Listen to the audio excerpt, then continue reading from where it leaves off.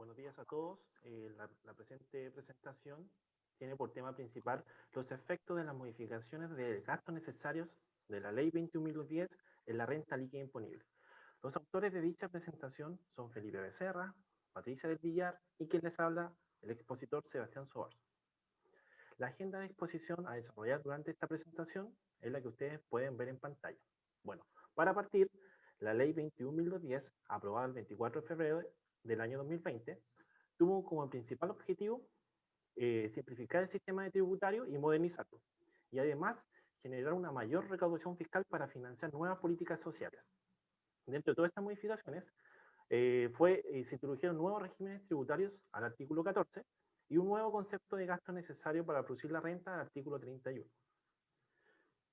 Nuestro marco teórico analizará el concepto de renta, el concepto de gasto, los nuevos regímenes tributarios que rigen a partir del 1 de enero del año 2020 y la determinación de la renta líquida para aquellos contribuyentes del régimen 14 letra A de la ley.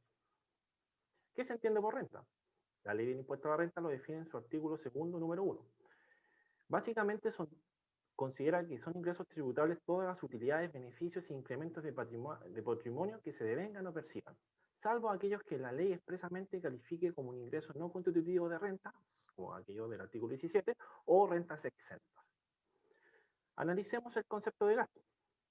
Bueno, hasta el 31 de diciembre del 2019, el artículo 31 de la ley del impuesto a la renta, en su inciso primero, permitía deducir de las rentas brutas todos los gastos necesarios para producir la renta. Si bien la ley no establecía una definición para el gasto que se entendía por gasto necesario, a través de la circular número 1 del año 2015, el servicio ratificó que se entendía por tal aquellos desembolsos de carácter inevitable o obligatorio, considerando no solo la naturaleza de los mismos, sino que también su monto. Ahora, a partir del 1 de enero del año 2020, tras las modificaciones de la ley 21.010, se incorporó en el inciso primero del artículo 31 una definición de gasto necesario, definiéndolo como aquellos que tengan aptitud de generar renta en el mismo futuro ejercicio. Sebastián, disculpa, ¿te puedes acercar un poquito más el micrófono a la boca porque se está escuchando bajo? El micrófono. ¿Ah? ¿Allí puede ser? ¿Se escucha bien? ¿Se escucha mejor? ¿Allí se escucha mejor? Sí, ahí se escucha mejor. Perfecto. Bueno, dentro del artículo 31, inciso primero, se incorporó a partir del 1 de enero del año 2020, tras la modificación de la ley 21.010, una definición de gasto necesario, definiéndolos como aquellos que tengan aptitud de generar renta en el mismo futuro de ejercicios y se encuentren asociados al interés, desarrollo y mantención del giro del negocio. Esta definición será analizada con mayor profundidad en los desarrollos de nuestros objetivos. Bueno, como descripción breve de los nuevos regímenes tributarios que empiezan a regir a partir del 1 de enero del año 2020, debemos comprender que se incorporó el régimen general o régimen semi-integrado del artículo 14 letra A de la ley. Es un régimen diseñado especialmente para las grandes empresas, tributa bajo renta efectiva, con contabilidad completa, determina su renta líquida de acuerdo a las normas del artículo 29 al 33 y de la LIR, y tributa bajo retiros efectivos de dinero, teniendo la particularidad que debe de restituir el 35% del crédito de impuesto de primera categoría. Ahora, la ley 21.010 introdujo dos regímenes tributarios especialmente para las micro y pequeñas y medianas empresas. Por ejemplo, el del artículo 14 letra B número 3. Es un régimen que posee ciertos requisitos para ingresar a dicho régimen. Y adicionalmente tienen la posibilidad de poder tributar bajo contabilidad completa o simplificada y tributa bajo renta efectiva. Determinan su renta líquida bajo ingresos percibidos y menos los ingresos efectivamente pagos, salvo algunas excepciones. Y tributa bajo retiros efectivos de dinero, pudiendo utilizar el 100% del crédito sin la obligación de restituir. Ahora, en el cambio, el régimen ProPyme transparente del artículo 14, letra D número 8, a grandes rasgos, posee los mismos requisitos del artículo ProPyme general, salvo que con un requisito adicional, que sus propietarios, dueños o accionistas deben ser exclusivamente contribuyentes de impuestos finales. están liberados de pagar impuestos de primera categoría y liberados de llevar contabilidad completa. Tributan al término del ejercicio por la base imponible determinada con los impuestos finales correspondientes. Ahora, ¿cómo se determina la renta líquida en aquellos contribuyentes acogidos al régimen general de tributación del artículo 14, letra A de la ley? Se parte por los ingresos brutos del artículo 29, a los cuales se le pueden deducir todos los costos directos de los bienes y servicios del artículo 30. Luego se procede a deducir todos aquellos gastos necesarios para producir la renta del artículo 31. Y se realizan ajustes correspondientes por corrección monetaria, según lo establecido en el artículo 32. Por último, se hacen agregados, deducciones y desagregados establecidos en el artículo 33 de la LIR. Eso nos permite determinar nuestra base imponible de primera categoría, la cual, según el régimen, se le aplicará un impuesto del 27%. Problema de investigación. ¿Cuál será el efecto de la renta líquida imponible para los contribuyentes del régimen general de tributación respecto a las modificaciones introducidas al artículo 31 de la Ley del Impuesto a la Renta? ¿Cuál es nuestro objetivo de investigación? También evaluar el efecto de estas modificaciones en la determinación de la renta líquida imponible para los contribuyentes del régimen 14A y de qué manera va a influir en el año tributario 2021, tomando como consideración las interpretaciones de la circular 53 del año 2020. Metodología empleada. Es un enfoque cualitativo, es un método descriptivo explicativo. Los instrumentos utilizados son cuadros comparativos, confección de listado y casos simulados. Nuestro objetivo número 1 fue describir los gastos necesarios para producir la renta y sus requisitos estipulados en el inciso primero, que estuvieron vigentes hasta el 31 de diciembre de 2019 y los que empiezan a regir a partir del 1 de enero de 2020. Como ya se mencionó, se incorporó una nueva definición de gasto necesario, la cual fue interpretada a través de la circular 53 del año 2020, por el Servicio de Impuestos Internos, donde se definió que por gastos que tengan actitud de generar renta, se entendía que todo aquel gasto que tenga la capacidad o potencialidad de generar ingresos, afectos a primera categoría, incluso aquellos que no se pudiesen generar. También interpretó aquellos gastos que se asocian al desarrollo o mantención del giro del negocio, entendiéndose por tal aquellos gastos que, si bien no están relacionados con el giro principal del contribuyente, permiten el desarrollo, en ese sentido, la mantención y el desarrollo habitual de las operaciones del contribuyente. Me explico, por ejemplo, la contabilidad, por ejemplo, la seguridad de la empresa, por ejemplo, gastos por jardinería, arquitectura, etc. Y adicionalmente, el último concepto a interpretar es que estén asociados al interés del giro del negocio. El servicio dijo específicamente que el contribuyente tiene el propósito o la finalidad de desarrollar un nuevo proyecto de inversión, podría ser igualmente calificado como un gasto necesario para producir la renta. Veamos a continuación, analizaremos todos los requisitos de gasto necesarios para producir la renta, que son copulativos para poder deducir un gasto de la renta líquida. Como pueden apreciar, la única diferencia es el nuevo concepto de gasto necesario, que está en la parte superior, y los demás requisitos no sufrieron ninguna modificación tras la reforma de la Ley 21.210. Como por ejemplo, que no hayan sido rebajados del costo, que se acrediten, o sea, que se encuentren adeudados o pagados durante el ejercicio comercial correspondiente, y que estos sean acreditados justificados fehacientemente ante servicios. Esos siguen vigentes a partir del 1 de enero del año 2020. Ahora veamos. La circular 53 del año 2020 establece varios conceptos de gastos. Por ejemplo, las multas pactadas en contratos de obra que generalmente pagan las empresas constructoras cuando no cumplen con los plazos establecidos en los contratos, hasta el 31 del 12 de 2019 era calificado un gasto rechazado, incluso afecto a la tributación del artículo 21, del inciso primero, es decir, con un impuesto castigo del 40%. A partir del 1 de enero del año 2020, este gasto pasa a ser aceptado según la nueva definición general de gasto necesario. Mismo caso ocurre con los gastos realizados en virtud de un proyecto empresarial, que desarrolla el contribuyente con el objetivo de expandir su negocio, ya que está dentro del interés o finalidad del propósito de desarrollar. También es un gasto aceptado a partir del 1 de enero de 2020. Y por último, los gastos asociados a ingresos que aún no se devengan o perciban. Se eliminó el concepto de correlación entre ingreso y gasto. Por lo tanto, también será considerado un gasto necesario. Objetivo específico número 2. Identificar todos los gastos especiales modificados e introducidos por la Ley 21.210 y cuáles son sus criterios a utilizar en la renta líquida imponible para este año tributario 2021. Como pueden apreciar, todos estos gastos especiales están regulados en el inciso 4 del artículo 31 de la ley. No los nombraremos todos por tema de tiempo, pero solamente nos centraremos específicamente en aquellos que fueron modificados. Y, adicionalmente, nos centraremos en el numeral 13 y 14 que fueron incorporados tras las modificaciones que le acabo de señalar. Estos serán abordados de manera particular en cada diapositiva. Partimos. El numeral 1 habla sobre los intereses pagados o adeudados, que fue modificado.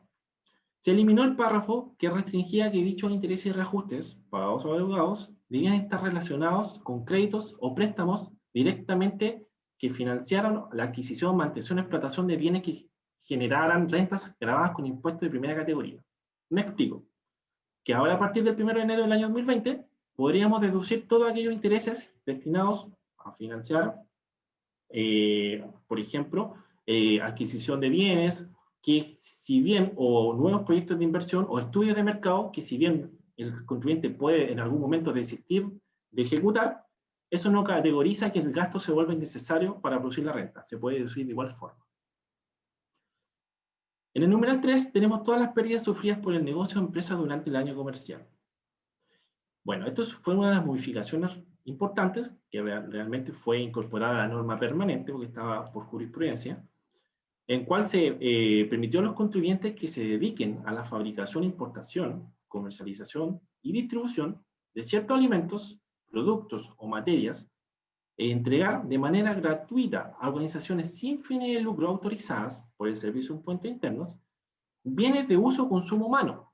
Estos están a través de una lista no taxativa, en la circular 53, que mantengan su condición y calidad, pero que hayan experimentado una pérdida de su valor comercial que dificulte o haga inviable su comercialización.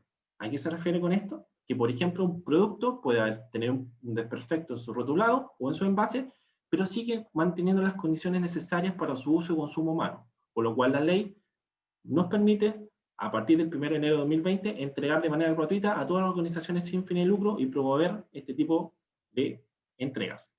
Ahora, ¿cuáles son los requisitos adicionales? Que sean entregados de manera gratuita y que estén contabilizadas oportunamente, que las empresas que reciban estos productos no tengan como giro la venta o comercialización de estos productos. Y dentro de los productos que se pueden mencionar, por ejemplo, tenemos pañales, alimentos, juguetes, ropas, entre otros. Se incluyen también los productos farmacéuticos entregados a instituciones asistenciales públicas o privadas. En este caso, no tienen que cumplir los requisitos anteriores, ya, pero sí tienen que cumplir un reglamento específico que debe ser emitido por el Ministerio de Salud, ya que tienen una regulación específica. Ahora, ¿qué ocurre si el contribuyente decide destruir voluntariamente dichos productos? Se aplicarían las sanciones del inciso primero del artículo 21 de la ley, es decir, un impuesto del 40% sobre el costo tributario de dichos productos o existencia.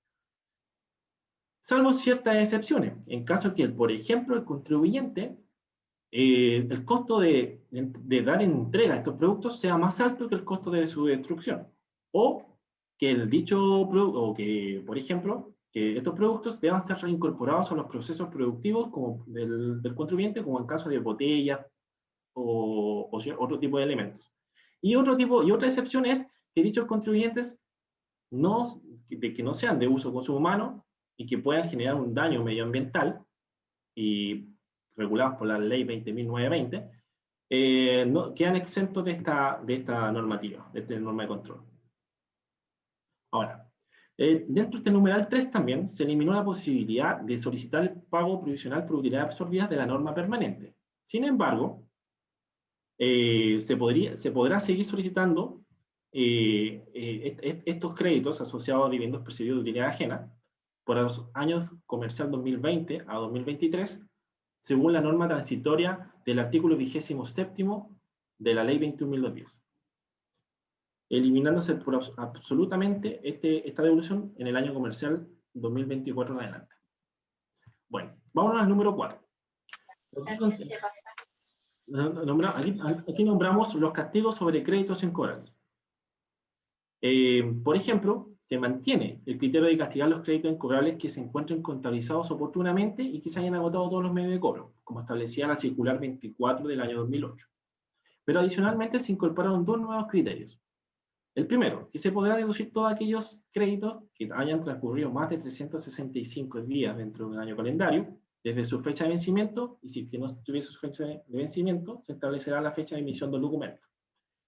Y hay una segunda alternativa, que se podrá deducir el monto que resulte de aplicar el porcentaje de incobrabilidad conforme al mercado sobre aquellos créditos incobrables o impagos que mantenga la empresa. Estos fueron en septiembre emitidos a raíz de resolución exenta, los porcentajes, y estableciendo que también se debe emitir una declaración jurada simple. Existe una norma de control. No se podrán aplicar estas dos alternativas, 1 y 2, en caso de que se trate de créditos incobrables mantenidos con empresas relacionadas según las normas de relación del artículo 8, número 17 del Código Tributario, salvo que se traten de operaciones de apoyo al giro, una excepción. Ahora, tenemos también el número 6. Tenemos sueldos, salarios, remuneraciones y otros conceptos por prestaciones de servicios personales. Nombraremos las más relevantes, cambios más relevantes. Se eliminó el tope imponible aplicado a las remuneraciones de los propietarios de sociedades de personas, IRL o empresas individuales. Por tanto, se pueden deducir el total de las remuneraciones sin tope, mientras trabaje efectivamente en la empresa y sea una remuneración razonable al mercado. También se acepta como gasto el sueldo de la cónyuge, con billete civil, hijos de los socios, accionistas de la empresa. En tercer lugar, también se modificó el tema de deducir todos aquellos pagos de carácter voluntario, que sean, por ejemplo, como las indemnizaciones voluntarias, que sean a las legales, de igual forma serán calificadas como gastos necesarios mientras se paguen todos los impuestos que les sean aplicables. Y por último, se regularon las indemnizaciones de años y servicios, que siempre existía una controversia cuando se aplicaban reorganizaciones empresariales o redistribución de personas dentro de un mismo grupo empresarial, estableciendo que desde ahora se deben pagar dichas indemnizaciones de manera proporcional al tiempo trabajado en cada empresa. En el numeral 13, que fue incorporado por la ley 21.210, que no existía, se incorporó el concepto de gastos sobre desembolsos. Quedan 3 minutos. Ya. Quedan 3 minutos. Sí, estamos terminando. Gastos o desembolsos incurridos con motivos de exigencias medioambientales. Aquí tenemos los desembolsos efectuados por compromiso medioambiental, el cual debe estar incluido en el estudio o proyecto aprobado por la autoridad competente que apruebe el proyecto. Y también tenemos todos gastos a favor de la comunidad que sean de carácter permanente, como pueden ser infraestructuras de uso comunitario o financiamiento de proyectos educativos. Tiene un tope. El tope es el monto mayor que resulta de aplicar el 2% de la renta líquida, el 1,6% del capital propio tributario determinado al término del ejercicio y el 5% de la inversión total anual. Por último, tenemos el numeral 14, que se trata de desembolsos de descuentos ordenados por entidades fiscalizadoras. Son 3 hipótesis, básicamente. La primera hipótesis es que se trate de descuentos o desembolsos ordenados por la entidad fiscalizadora donde no se necesite probar la negligencia del contribuyente, los cuales se consideran un gasto aceptado. También tenemos la reposición voluntaria de un producto, devolución o bonificación voluntaria, el cual se considera un menor ingreso del periodo. Y por último, tenemos cualquier desembolso entre partes no relacionadas, teniendo como causa el cumplimiento de un acuerdo judicial o extrajudicial o cumplimiento de una cláusula penal. Nuestro objetivo número 3, de manera súper breve, se hizo un caso práctico, mismos conceptos de gastos en el año tributario 2020 y para el año tributario 2021, donde se hicieron los cambios. Tomando el mismo ejercicio práctico para ambos años tributarios, se llegó a la conclusión de que el impuesto de primera categoría se vio disminuido para el año tributario 2021 por el concepto de los créditos incobrables, ya que ahora no se necesita que se hayan agotado todos los medios de cobro, sino que simplemente hayan transcurrido 365 días, lo que disminuye nuestro impuesto de primera categoría. Y el principal factor que nos disminuyó el artículo 21 fue que ahora los gastos rechazados, que se le aplicaba el impuesto del artículo 21, inciso primero, el 40%, ahora pasaron a ser un gasto aceptado permitiendo su deducción de la renta líquida, por lo cual ya no se grababa. Conclusiones. se genera una menor carga tributaria para las empresas, permitiendo traer mayor inversión al país, pero como contrapartida se genera una menor recaudación para el fisco, ya que al cobrar menos impuestos tiene menos presupuesto fiscal para poder financiar nuevas políticas sociales, cosa que está muy demandada actualmente. Y las empresas deben modificar, y se les debe sugerir que modifiquen sus sistemas operacionales, ya que anteriormente ellos destruían los productos y las existencias, los cuales ahora, a partir del 1 de enero del 2020, deben ser entregados a estas organizaciones autorizadas con el fin de evitar ser sancionados con el artículo 21, es decir, con el 40%. Muchas gracias, espero les haya gustado. Esto ha sido mi presentación.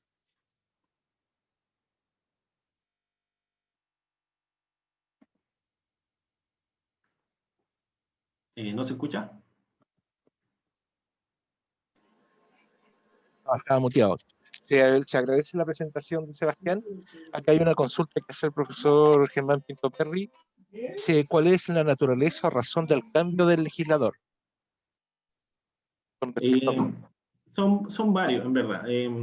Aquí, primero que todo, es primero adecuar y modernizar nuestra legislación tributaria para que gastos que son propios del giro del negocio y del riesgo propio del negocio pasen a ser un gasto aceptado que anteriormente no se consideraban como un gasto deducible de renta líquida. Y además se grababan con un artículo 21 que como principio fundamental, ese artículo 21 debiese grabar los retiros presuntos de dinero y no los gastos rechazados, que son muchas veces equivocaciones propias de los contribuyentes. Entonces, si en primera instancia se permitió a los contribuyentes deducir tipos de gastos propios del negocio y necesarios para producir la renta, y al mismo tiempo se reguló y restringió el artículo 21 a conceptos que realmente debía castigar el legislador, que es retiros presuntos de dinero que benefician a relacionados indirectos o directos de la empresa, y que ahora actualmente no se puede acreditar su naturaleza también se modificó. Ese es de mi punto de vista, es el fundamento del legislador. Ya, perfecto. ¿Alguna otra pregunta más? Bueno, yo tengo una pregunta con respecto a la nueva característica que tiene el gasto para ser necesario para producir la renta. El concepto que se agrega de la aptitud para generar el gasto. ¿Tú crees que esto va a generar problemas a futuro? Por hecho de interpretación. Partiendo de perdón, para terminar la idea, partiendo de la base de la interpretación que le puede dar el contribuyente a una cierta situación versus la interpretación que le puede dar el fiscalizador con respecto al mismo concepto. Exacto, una muy buena pregunta. Y bueno, a través de investigaciones y formas de especulaciones que podemos darle a la interpretación, todavía no podemos llegar a una conclusión, ya que no se ha vivido todavía en la práctica en el año tributario 2021. Pero esta definición en primera instancia debiese ser utilizada para amplificar la cantidad de gastos. Sin embargo, no podemos tampoco desconocer que los contribuyentes van a aprovechar esta nueva definición para poder encapsular gastos que muchas veces no están relacionados directamente a la obtención de una renta. Pero debemos también destacar que la circular 53 del año 2020 establece que todos aquellos gastos que provengan de actividades ilícitas o de carácter leve o gravísimo no van a ser considerados un gasto necesario para producir la renta, porque no son aptos o no son necesarios para que el contribuyente desarrolle una actividad. Y tampoco serán gastos necesarios aquellos que provengan del cohecho o soborno a funcionarios públicos. Igual hace una restricción a ese concepto de la norma general. Ahora, ¿en qué otro concepto yo igual me podría basar? Que también los gastos que estén con empresas relacionadas, el contribuyente, o sea, si no existe relación entre las partes, el servicio de impuesto interno podría abstenerse de cuestionar el gasto. Sin embargo, el servicio de la circular 53 dice que si son partes relacionadas, va a ir a evaluar el monto, tipo de transacciones anteriores y otros factores que puede encontrar dudosos y cuestionar, y podría rechazar el gasto de igual forma. O sea, hay alguna restricción de igual forma en la norma. Claro, teniendo presente que lo más probable, como tú bien lo señalas, va a haber algún tipo de contingencia tributaria para efectos de interpretación, ¿sí? Claro. Porque esto es un concepto de que hay que ver en la aplicabilidad, en la realidad, si va a tener efecto. Bueno, Sebastián, se agradece la presentación. estamos en los tiempos y nos estaríamos yendo a la última presentación de hoy. Es un ensayo que tiene por nombre Objetivo